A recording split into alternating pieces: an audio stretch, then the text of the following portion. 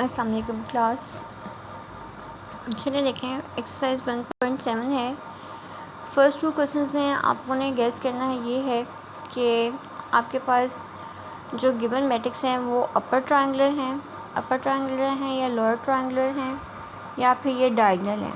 ठीक है, upper triangular आपको याद होगा कि एक ऐसा मैट्रिक्स जिसमें डायगनल के ऊपर वाली एंट्रीज आती हैं, ठीक है, लेकिन नीचे वाली एंट्रीज जो हैं वो ज़ीरो होती हैं। डायगनल के ऊपर मतलब कोई भी एंट्रीज आ रही हो ए बी और सी, लेकिन नीचे वाली एंट्रीज जो हैं वो अगर डायगनल के नीचे के एंट्रीज ज़ीरो होंगी तो ये आपके पास अपर ट्रायंगुलर, ठीक है। और अगर लोअर ट्रायंगुलर की बात की जाए तो लोअर ट्रायंगुलर में क्या होता है कि आपके पास डायगनल के नीचे वाली एंट्रीज आती हैं लेकिन ऊपर वाली ज़ीरो होती हैं, याद है? ठीक है, अगर आप लोगों ने मैट्रिक में टाइप्स ऑफ मैट्रिसेस पढ़ी होंगी तो वहाँ पे बताया होता था कि अपर ट्रायंगुलर मतलब कि डायगनल के अगर ऊपर एलिमेंट्स आ रहे होंगे तो वो आपके पास अपर ट्रायंगुलर मैट्रिक्स है, अगर डायगनल के नीचे वाली एंट्रीज आ रही होंगी तो आपके पास लोअर ट्रायंगुलर मैट्रिक्स है। और अगर सिर्फ डायगनल में एलिमेंट्स आ रहे होंगे, ऊपर और नीचे सारे एलिमेंट 0 होंगे तो आपके पास डायगनल एलिमेंट है। ठीक है, फॉर एग्ज़ाम्पल कि अगर मैं यहाँ पर लिखूँ कि यहाँ पर सिर्फ डायगनल में एलिमेंट्स आ रहे हैं लेकिन बाकी सारे ऊपर नीचे वाले सारे एलिमेंट्स जो हैं वो 0 हैं, तो वो आपके पास क्या है, एक डायगनल मैट्रिक्स है। ठीक है, अब यहाँ पे आप लोगों ने चेक करना है कि कौन सा मैट्रिक्स अपर ट्रायंगुलर है, कौन सा लोअर ट्रायंगुलर, कौन सा डायगनल है। अब देखें यहाँ पे ये वाला जो क्वेश्चन है फर्स्ट पार्ट, ये तो मुझे नज़र आ रहा है कि डायगनल के ऊपर वाले एलिमेंट्स आ रहे हैं, ये अपर ट्रायंगुलर है, ये डायगनल मैट्रिक्स है। ये आपके पास डायगनल का एक एलिमेंट 0 चलो, लेकिन ये आपके पास ऊपर एंट्रीज आ रही है, अपर ट्रायंगुलर है। इसके बारे में फ़िलहाल डायगनल ही 0 है, कोई इन्फॉर्मेशन नहीं है। ठीक है, अगर कहना भी चाहें तो हम डायगनल के नीचे वाले एलिमेंट्स एग्जिस्ट कर रहे हैं तो ये लोअर ट्रायंगुलर है। ठीक है, सेम लाइक आपने क्वेश्चन नंबर 2 में भी यही गेस करना है कि आपके अपर ट्रायंगुलर है, लोअर ट्रायंगुलर है, या आपके पास ये डायगनल मैट्रिक्स है। ठीक है, फिर क्वेश्चन नंबर 3 to 6 में find the product bye inspection. आप बाय इंस्पेक्शन आप लोगों ने मतलब ऐसे बिल्कुल ओरली आप लोगों ने इसका प्रोडक्ट निकालना है। प्रोडक्ट निकालोगे तो या तो बहुत एक्सपर्ट हो तब आप इसका ऑरली ये बाय इंस्पेक्शन जो है इसका प्रोडक्ट निकाल लो, नहीं तो आप इसको कॉपी में सॉल्व करके देखोगे। मैं इसका ऑरली निकाल लेती हूँ। इसमें देखें, जब सेकंड एलिमेंट सेकंड से ख़त्म हो जाएगा तो ये ख़त्म हो जाएगा, फिर ये वाला सेकंड जब इससे मल्टीप्लाई होगा तो ये ख़त्म हो जाएगा। पहली एंट्री इसकी 6 आनी है। ठीक है, फिर नेक्स्ट जो है नेक्स्ट इसकी एंट्री 3 आनी है। फिर नेक्स्ट वाले में आपके पास इस ज़ीरो की वजह से फर्स्ट एंट्री ख़त्म, इस ज़ीरो की वजह से आपकी थर्ड वाली एंट्री ख़त्म। सिर्फ आपके पास सेकंड एंट्री ने सेकंड के साथ मल्टीप्लाई होना है तो ये में बस 4 आ जाएगा। ठीक है, यहाँ पे भी मतलब काम वही है, प्रोडक्ट ही निकालना है।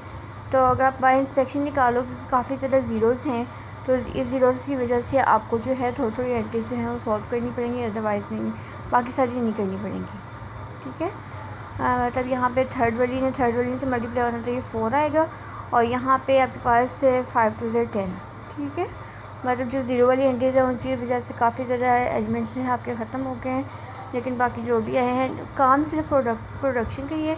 चाहे अगर आप इसको मतलब ऐसे देखते हुए सॉल्व कर लो या फिर इसको पूरा सॉल्व करो जैसा कि आप लोग पहले वाले क्वेश्चन में करके आए हो। ठीक है, 3 to 6 में आपने क्वेश्चन 3 to 6 में आपने प्रोडक्ट निकालना है। चलिए नेक्स्ट देखें, क्वेश्चन नंबर 7 to 10। आपके पास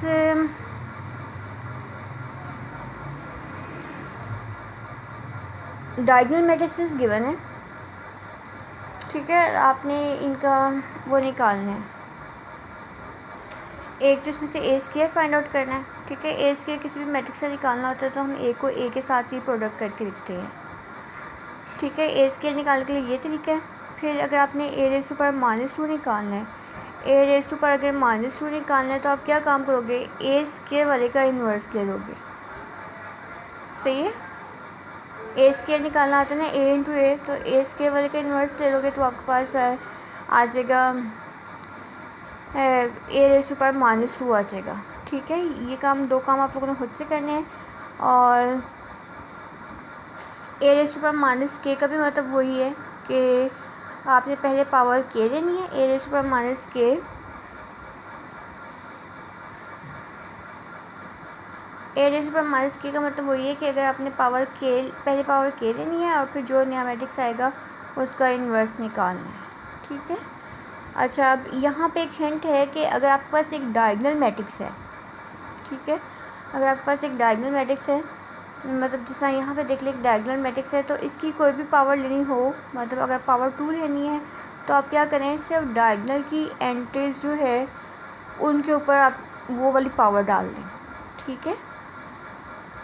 समझ आया क्या काम है कि अगर आपके पास कोई भी डायगोनल मैट्रिक्स है और आपने उसकी कोई भी पावर लेनी है तो आप क्या काम करेंगे, सिर्फ डायगोनल की एंट्रीज की पावर आप वो रिप्लेस कर देंगे। जैसे यहाँ पे 1, यहाँ पे 0, यहाँ पे 0, यहाँ पे 4, ये आपके पास आंसर है ए स्क्वायर का, ठीक है। ये वाला आंसर आपके पास ए स्क्वायर का है। और सेम लाइक अगर आपने इसकी पावर a माइनस 2 लेनी थी, अगर आपने इसकी पावर a माइनस 2 लेनी है तब भी आप यही काम करेंगे। a माइनस डायगोनल मैट्रिक्स है, अगर डायगोनल मैट्रिक्स में 1 की पावर माइनस 2, ठीक है, और 0, और फिर यहाँ पर 0 और -2 की पावर भी आपके पास -2 बनेगी। समझ आ गया। और इसका एंड पे जब हम आंसर सॉल्व करेंगे तो क्या बनेगा, 1 की पावर जो मर्ज़ी ले ली जाए वो आपके पास 1 ही रहता है, 0 0, और ये आपके पास क्या बनेगा, -2 रेज़ पर -2 है तो ये आपके पास 1 और 4 बनेगा। क्लियर है, क्योंकि a रेज़ पर -2 आपके पास क्या बन जाएगा, 1 और 4। इन अदर वर्ड्स कि अगर आपके पास कोई भी डायगोनल मैट्रिक्स है, ठीक है, और आप उसकी पावर लेना चाह रहे हो तो आपने क्या काम करना है, सिर्फ डायगोनल की एंट्रीज के ऊपर पावर डाल के आपने मैट्रिक्स को खोल के लिख देना है। लेकिन अगर डायगोनल मैट्रिक्स नहीं है फिर इसका पूरा का पूरा प्रोडक्ट वाला काम करना है। क्लियर है। चलिए हम देखें क्वेश्चन नंबर 7 से लेकर 10 तक आपने पावर से रिप्लेस करनी थी और डायगोनल मैट्रिक्स की मदद से डायगोनल की एंट्रीज के ऊपर आपने पावर रिप्लेस करनी थी। Next question number 11 to 12 3 matrices हैं और इसमें बाय इंस्पेक्शन आपने प्रोडक्ट निकालना है। अब बाय इंस्पेक्शन निकालें या पूरा सॉल्व करके निकालें वो आप लोगों की मर्ज़ी। मैं इसकी फर्स्ट एंट्री सॉल्व कर लेती हूँ। फर्स्ट एंट्री में मेरे पास ये आपके पास बनना था, फर्स्ट एंट्री ने बनना है 2, नेक्स्ट वाली ने 0 बनना है, उससे नेक्स्ट वाली ने भी 0 बनना है, ठीक है। जब वो ये वाली इसकी फर्स्ट एंट्री 0 0 0 आएगी तो जब वो इसके साथ मल्टीप्लाई होगी तो ये 0 ही आनी है, ठीक है। आपने सिर्फ क्या काम करना है कि इसको प्रोडक्ट करके लिखना है। वो आप लोगों की प्रैक्टिस है कि अगर आप इसको देखते ही गैस कर लो कि इसका फर्स्ट एलिमेंट क्या करना है, लेकिन इतना कोई एक्सपर्ट नहीं होता, आप लोगों को सॉल्व करके इसका निकालना है। अच्छा 13 to 14 में भी ऐसी है कि आपके पास डायगोनल मैट्रिक्स हैं, ठीक है। आपने इनकी पावर अप्लाई करनी है, फिर से वही काम है कि पहले ए को सपोज कर लें, ये आपके पास 1 0 0 और -1 है, ठीक है। और इसकी पावर अप्लाई करने के पावर ये में हमें 34 है कि 31 है, जो भी इसकी पावर है वो आपने सिर्फ डायगोनल के एलिमेंट्स के ऊपर रिप्लेस कर देंगे, ठीक है। तो ये आपके पास क्या बनेगा, अगर तो 31 है तो 1 इस पर 31 1 होगा और 0 और -1 की पावर अगर आपके पास इवन नंबर होती है तो वो आपके पास पॉजिटिव बनता है, अदरवाइज़ ये नेगेटिव भी आ जाता है। क्लियर है, मतलब वही डायगोनल के एंट्रीज के ऊपर आपने सिर्फ जस्ट पावर रिप्लेस करनी है। अच्छा नेक्स्ट वो कह रहे हैं कि आप लोगों ने क्या सीखा है, प्रोडक्ट किस तरह से करते हैं, डायगोनल मैट्रिक्स को किस तरह से प्रोडक्ट करते हो, तो वो आप लोगों का सीधा सीधा प्रोडक्ट वाला काम ही है। वो आप लोगों ने प्रोडक्ट करके ही बताना है कि जी हम लोगों ने क्या सीखा है।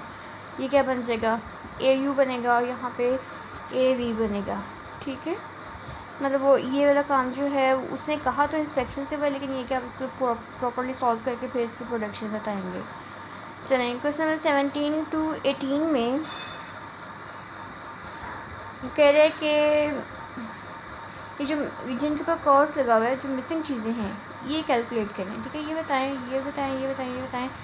लेकिन इन्फॉर्मेशन क्या है कि आपके पास सिमेट्रिक मैट्रिक्स है। अब सिमेट्रिक मैट्रिक्स में क्या होता है, A transpose equal to A, ऐसे ही होता है, ठीक है। सिमेट्रिक मतलब कि A transpose equal to A। अगर मैं क्वेश्चन नंबर 17 को देखूँ तो मेरे पास 2 -1 क्रॉस ये मुझे नहीं पता है और 3, और ये किसके ट्रांसपोज इसका किसके इक्वल आएगा। ट्रांसपोज क्या होता है, रो को कॉलम में कन्वर्ट करना, 2 -1 और ये वाला एलिमेंट नहीं पता और ये वाला एलिमेंट 3 है, ठीक है। मैंने क्या काम किया, इस रो को इस तरह से कॉलम वाइज लिख दी है। तो इस हिसाब से मेरे पास यहाँ पे जो एंट्री है वो इक्वलेंट की वजह से क्या आ रही है, -1, ठीक है। समझ आया है। क्या काम है कि मैट्रिसेस जो है वो सिमेट्रिक है। सिमेट्रिक का मतलब क्या होता है कि जब आप ए का ट्रांसपोज देते हो तो वो आपके पास क्या है, ए ही बनता है। ये सिमेट्रिक का मतलब है। ठीक है, ये मैट्रिक्स आपके पास गिवन था।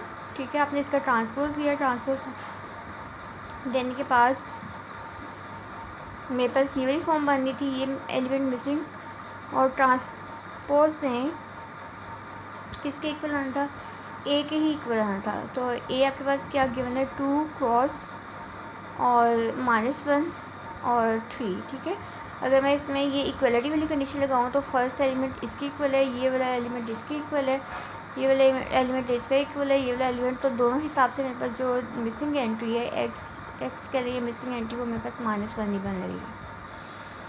ठीक है, नेक्स्ट वाले मैट्रिसेस में भी आपने यही ट्रांसपोज वाली प्रॉपर्टी लगा के तो जो मिसिंग एलिमेंट है वो फाइंड आउट कर लेनी है। एक ट्रांसपोज की प्रॉपर्टी लगनी है और एक इक्वलिटी वाली कंडीशन लगनी है। 18 तक हो चुका है। क्वेश्चन नंबर 19 to 20 है।